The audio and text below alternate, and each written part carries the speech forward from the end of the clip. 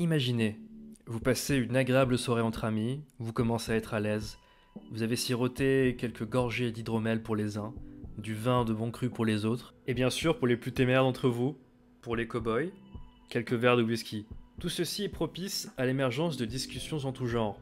Vous parlez de tout, de rien, de questions existentielles, philosophiques, et parfois même, faut bien l'avouer, de réflexions dignes de bar PMU. C'est dans ce contexte, au milieu d'une discussion sur la société moderne, qu'une amie à vous, appelons-la Jeanne, embraye sur le sujet en disant qu'aujourd'hui la société va mal. De nos jours, l'hygiène de vie des gens est de moins en moins bonne, les gens font de moins en moins de sport, ils font de plus en plus d'heures de travail, ils mangent de plus en plus mal, de plus en plus de produits industriels. Les fruits, les légumes contiennent de plus en plus de pesticides, on mange de plus en plus de viande. Ils passent leur vie devant les écrans, ces gens-là, entourés d'ondes émises par les téléphones, par le Wi-Fi, par nos périphériques Bluetooth. D'ailleurs, on constate qu'il y a de plus en plus de cancers aujourd'hui. Plus que jamais, la société moderne est folle. Et d'ailleurs, ce qu'il prouve vraiment très bien, c'est l'augmentation du nombre de décès en France. Là-dessus, il y a une forme de consensus qui s'installe. Vous-même, vous êtes plutôt convaincu à vrai dire. Mais vous, ce qui vous excite, c'est quand même de penser différemment des gens. C'est un style. Alors, confiant en votre capacité à plomber l'ambiance de la soirée, vous décidez de remettre en cause ce qu'elle dit, Jeanne. Ah bon, mais t'es sûr que le nombre de décès a augmenté, Jeanne? Jeanne, en sortant sa tablette, vous répond. Mais oui, bien sûr, il suffit de regarder les statistiques de l'INSEE. Effectivement, Jeanne a raison. Et d'ailleurs, pendant ce temps, vous avez bien senti qu'il y avait quelques regards de vos amis qui s'étaient portés sur vous, en se demandant comment c'était bien possible de remettre en cause de telles affirmations qui, de toute évidence, étaient justes, puisqu'on les constatait tous les jours. Bon, on va pas épiloguer, mais voilà grosso modo comment ça se termine. Tout le monde est plus ou moins d'accord avec Jeanne, et vous avez encore perdu une belle occasion de la boucler. Mais vous qui m'écoutez, est-ce que vous avez été convaincu par l'argumentaire de Jeanne? Bon, j'arrête ici le suspense, son argumentaire est complètement fallacieux. Et je vais vous l'expliquer en faisant une analyse dans le détail. Ensuite, je vais vous expliquer pourquoi est-ce que ce genre de raisonnement reste efficace, même si c'est complètement faux. Et pour finir, je vais aussi vous montrer comment est-ce qu'il aurait fallu réagir idéalement. Et on est parti pour l'analyse. Alors, avant de commencer, je tiens à préciser que je ne suis pas un spécialiste en démographie. Je vais juste essayer de faire parler des données statistiques avec un peu de méthode, un peu de logique et surtout beaucoup de patience. Et je vous mettrai les liens de tous mes fichiers sources que j'ai utilisés pour mon étude en description. Je rappelle que ce que Jeanne nous dit, c'est que le mode de vie actuel est la cause du nombre de décès croissant que nous observons. Du coup, on va aller sur le site de l'INSEE pour voir comment est-ce que le nombre de décès a augmenté ces dernières années. Et on observe que celui-ci a effectivement fortement augmenté à partir de 2004 jusqu'à nos jours, ce qui représente une augmentation d'à peu près plus 17%. Reste à savoir maintenant si ceci est dû à notre mode de vie. Alors notez que pour ce graphique, c'est l'ensemble de la France hors Mayotte qui est représenté, et pour la suite je vais travailler avec les données de France métropolitaine entre 2004 et 2017. Alors ça change pas grand chose à part le fait que les données sont plus faciles à trouver par rapport aux différents indicateurs que je vais avoir à utiliser.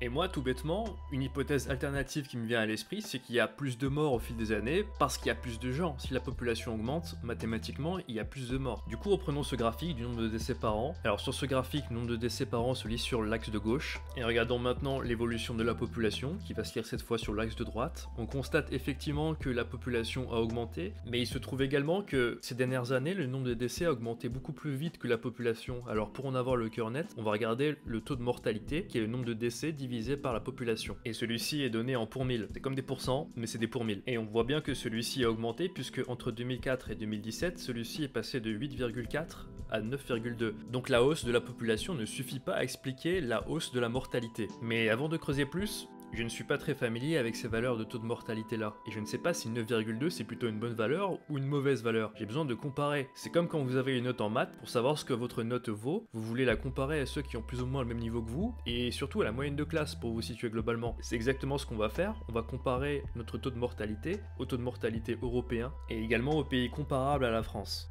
Donc en bleu, vous avez les taux de mortalité en 2004, et en jaune, vous avez les taux de mortalité en 2017. Et ce qu'on voit très rapidement, c'est que le taux en France est inférieur à la moyenne européenne. Il y a également autre chose qu'il faut voir, c'est qu'il semblerait que le taux de mortalité ait augmenté de manière générale en Europe.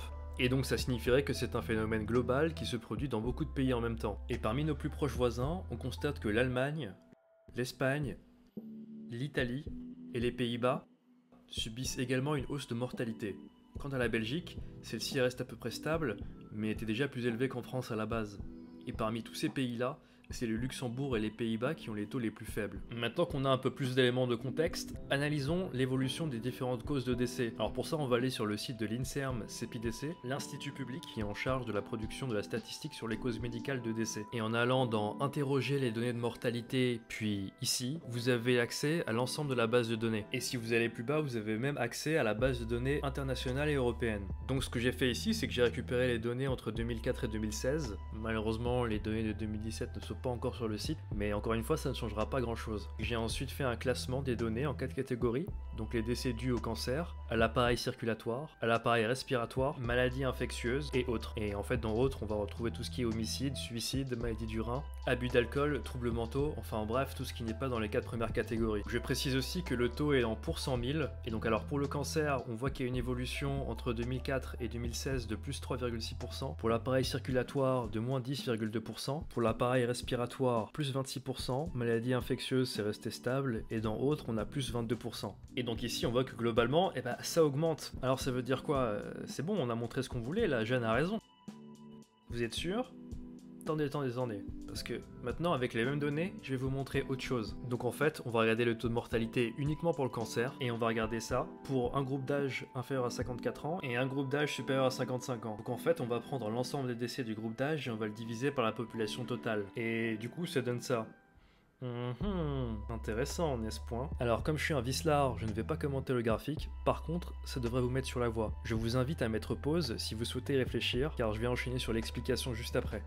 Alors je pense qu'à minima vous avez quand même compris qu'il y avait quelque chose de bizarre qui se passait avec l'âge, et donc ce qu'on va essayer de faire maintenant c'est de calculer la mortalité par groupe d'âge, ce qui est donné par le nombre de décès du groupe d'âge, et ça je vais récupérer mes données de l'INSERM précédemment, divisé par la population du groupe d'âge, et non la population totale de la France. Et du coup ça va nous permettre d'étudier chaque groupe d'âge de manière indépendante de la population totale. Et ça, je vais récupérer ces données là chez l'INED, qui est l'Institut National des Études Démographiques. Donc je vous mets le lien en description, et c'est ce fichier là qu'il faut télécharger.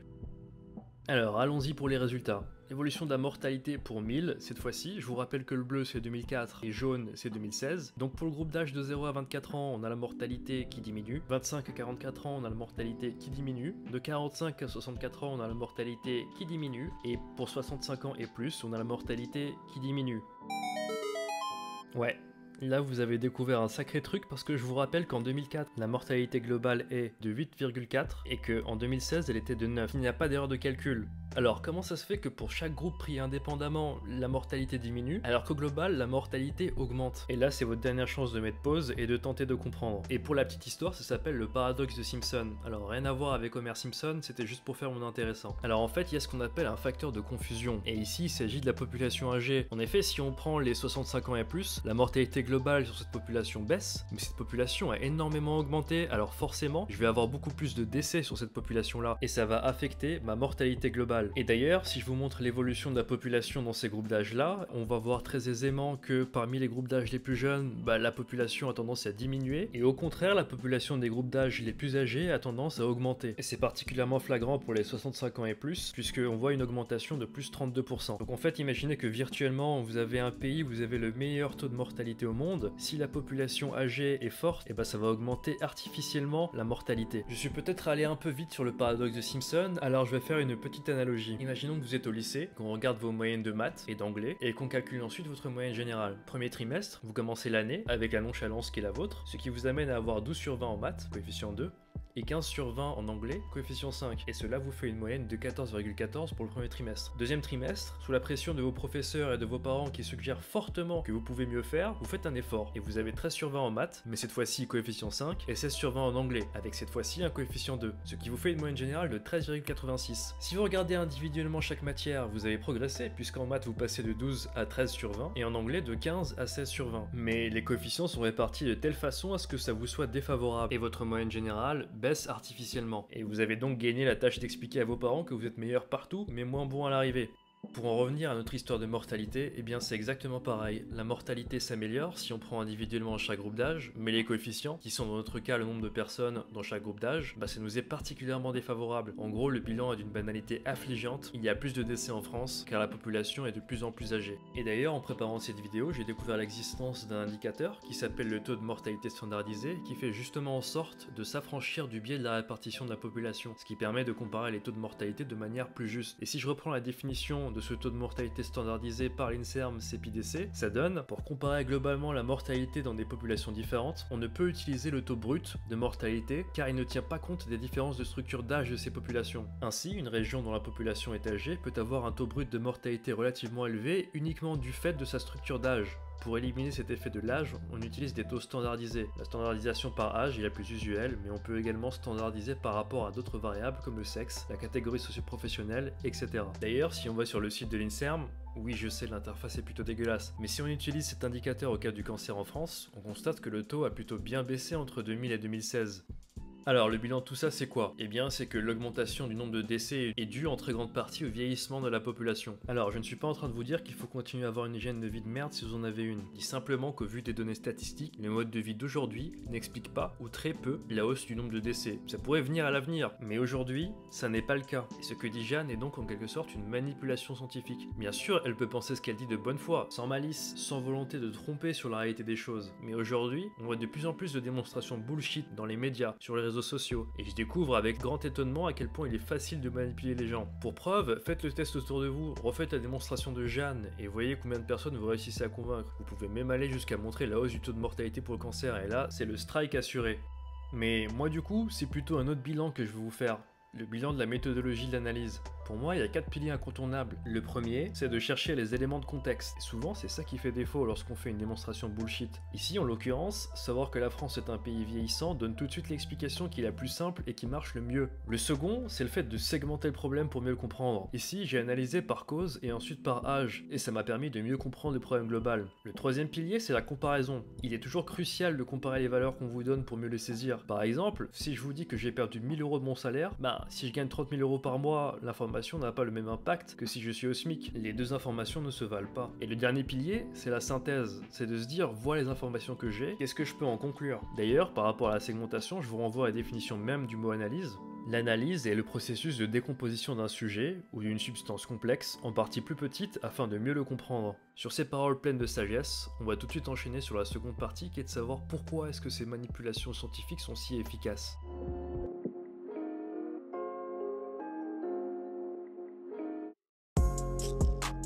Alors, pourquoi est-ce que ce genre de démonstrations fallacieuses sont efficaces? Et pourquoi est-ce que je suis tombé dans le panneau aussi facilement?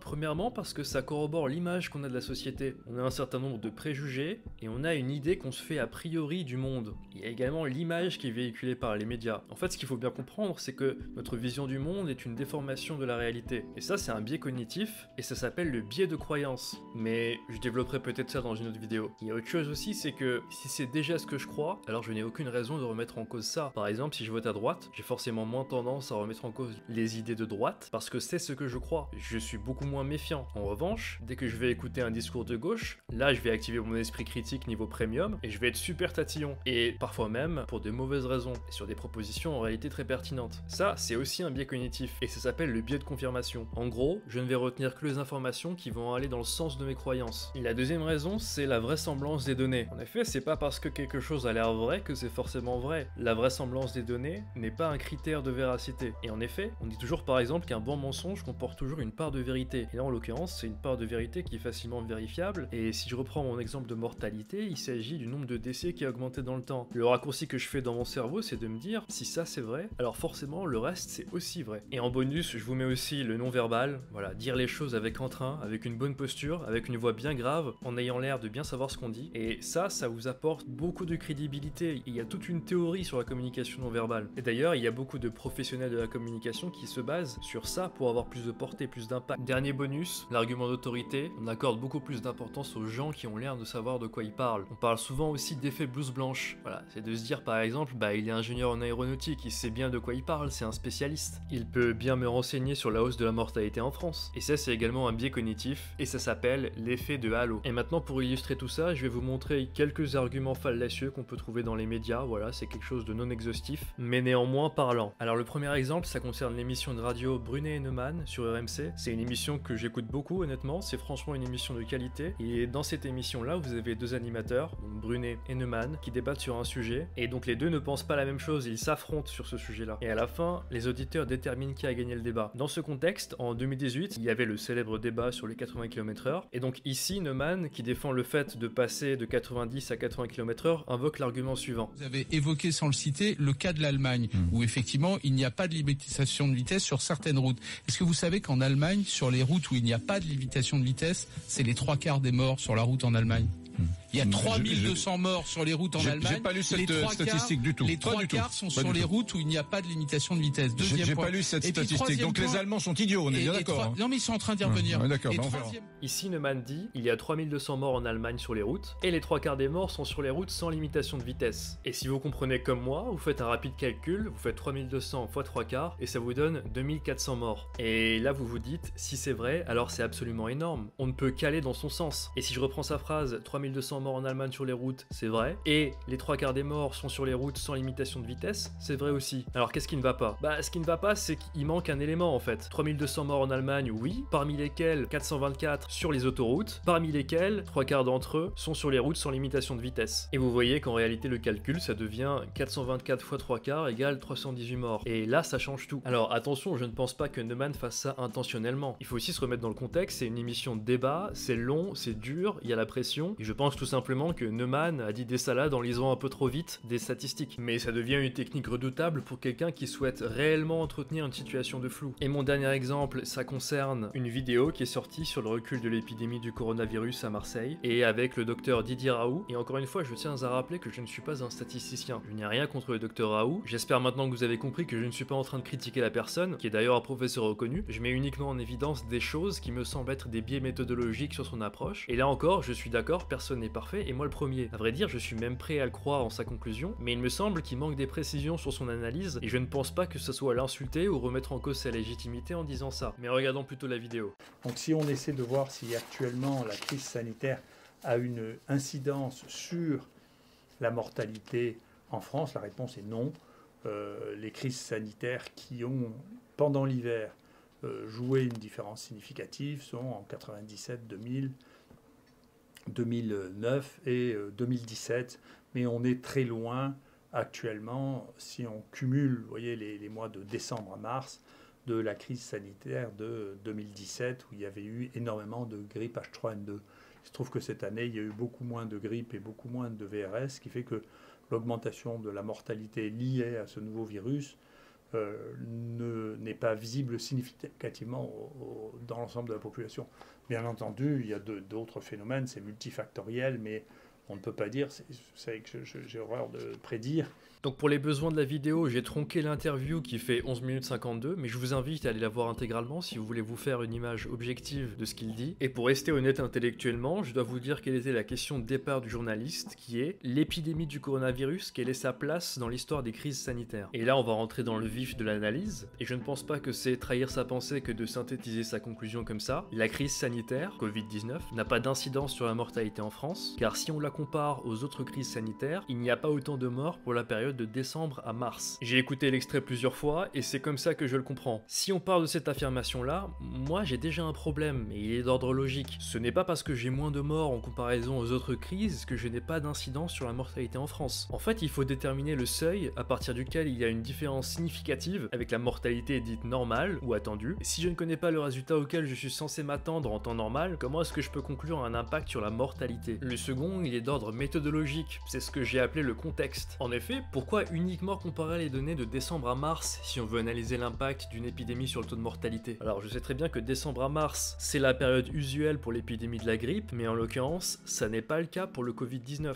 Et en fait, il faudrait analyser sur toutes les durées des épidémies respectives. Bon, bien sûr, je suis d'accord, on n'a pas encore les données d'avril pour le Covid-19, mais d'où le fait que sa conclusion est prématurée. Il faudrait sinon faire à minima des projections sur avril et mai. Et le troisième problème, il est d'ordre de ce que nous pouvons en conclure, ce que j'ai appelé la synthèse. Sans reciter tous les points précédents, pour moi on ne peut pas conclure. On nous présente le nombre total de morts, toutes causes confondues. Mais moi, si je veux montrer l'impact d'une épidémie sur la mortalité, il me faut connaître le nombre de morts liés à cette épidémie, pas uniquement l'ensemble de morts. Et ça, je vais l'illustrer en reprenant le graphique qu'il a montré. Donc voici son graphique. Donc sur la période de décembre à mars, on a l'ensemble des morts, toutes causes confondues sur les différentes années. Et moi, je veux connaître le nombre de morts liés à la grippe. J'ai écumé les différents bulletins épidémiologiques de Santé publique France. En 2017, 14 400 décès liés à la grippe. En 2018, 13 000 décès liés à la grippe. En 2019, 9 900 décès liés à la grippe. Si je remets tout ça en perspective avec le graphique, vous voyez que j'ai pas une corrélation absolue entre le nombre de morts sur la période et le nombre de morts liés à la grippe. Autrement dit, ce n'est pas la barre la plus haute, l'orange, qui dispose du plus grand nombre de décès liés à la grippe. Donc ça veut bien dire que se baser uniquement sur le nombre total de décès, c'est trompeur. Et il y a aussi autre chose, pour le coup, qui me dérange vraiment beaucoup sur ce graphique. Regardez-le bien, ce graphique. Il y a rien qui vous choque? Regardez bien l'échelle de gauche. Elle ne commence pas à 0. Ce qui fait qu'on a l'impression que 2020, ça n'est même pas la moitié de 2018 en valeur. Alors qu'en réalité, si on fait le calcul, vous voyez combien j'ai de différence entre les deux barres? 3,6%. Donc ça biaise l'impression qu'on a des données. Et ça, c'est problématique. Bon, après, pour être honnête avec vous, c'était aussi le cas sur le graphique de l'INSEE, celui où on a le nombre de décès. Donc c'est pas une spécialité du docteur Raoult. En revanche, sur le graphique de l'INSEE, je n'ai pas eu l'impression que ça altérait la compréhension de celui-ci. Donc ma conclusion, c'est de dire, peut-être qu'il a raison, mais on n'a pas assez d'éléments pour conclure. Et là, on va passer à la dernière partie qui est de savoir comment a-t-il fallu réagir face à Jeanne.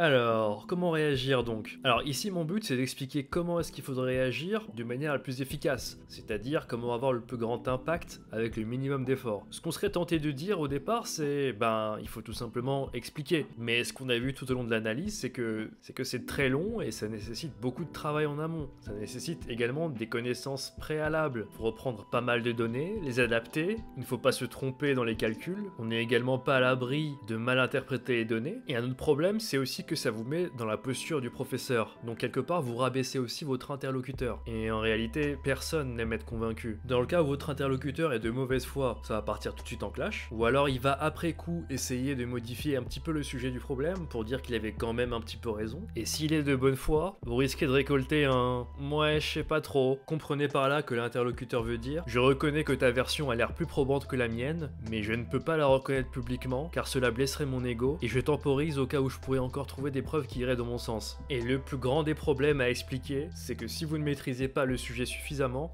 vous risquez de ne pas bien présenter vos conclusions. Et il faudra que vous soyez irréprochable dans votre argumentaire, sinon vous êtes foutu. Vous allez perdre le peu de crédibilité que vous aviez. Et pour vous donner un exemple, si je critique Jeanne en disant « mais non, tu dis n'importe quoi, c'est juste la population globale qui a augmenté, c'est normal qu'il y ait plus de morts », il suffit qu'elle vous montre que le taux de mortalité est augmenté et vous êtes mort dans le casting. En réalité, se mettre à essayer d'avoir un argumentaire sans faille, c'est vraiment un exercice périlleux. C'est comme courir tout nu dans une rue en Corée du Nord, alors qu'il y a des snipers postés sur tous les toits, et essayer de survivre à ça. Autant vous dire que si vous ne maîtrisez pas l'art du sprint, au moindre faux pas, vous allez vous faire tirer dessus. Et là c'est pareil, si vous ne maîtrisez pas le sujet, vous allez vous faire avoir. Donc la solution c'est de ne pas réagir, ou plutôt demander à l'autre de le faire. Après tout, c'est l'autre personne qui annonce son fait, c'est à elle que revient la charge de la preuve. Et il faut par exemple poser la question suivante, mais qu'est-ce qui te fait dire qu'il y a une corrélation entre le nombre de morts et notre mode de vie? Et si la personne vous explique véritablement ses preuves, alors là vous pourrez facilement rebondir dessus et c'est vous qui devenez le sniper. Soit elle a pas vraiment de preuves, et elle se rend compte qu'elle n'en a pas, que c'était des idées préconçues, et là vous allez avoir droit à des phrases du genre « mais enfin c'est de notoriété publique, tu devrais lire les infos de temps en temps ». Ou alors un peu de manipulation en mode « je suis certain que tu es un enfant intelligent et que tu sauras trouver les preuves sur internet par toi-même ».